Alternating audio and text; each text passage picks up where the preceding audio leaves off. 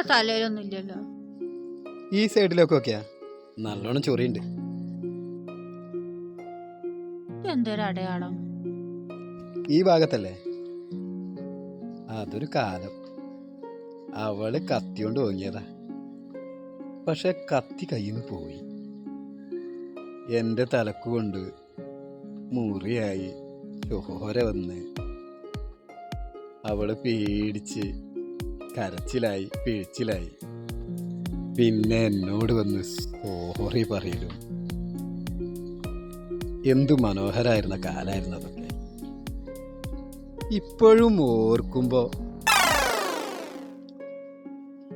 ആരാണോള് നിങ്ങൾക്ക് ഒരുത്തിയായിട്ട് ബന്ധമുണ്ടെന്നൊക്കെ തോന്നി? ഞാൻ പറയട്ടെ, ആരാണോള് പറ. നിങ്ങൾ ഇപ്പോഴും ഓളെ കാണാൻ പോകുന്നുണ്ടോ? കാണാൻ പോലെ വേദന ഉണ്ട്.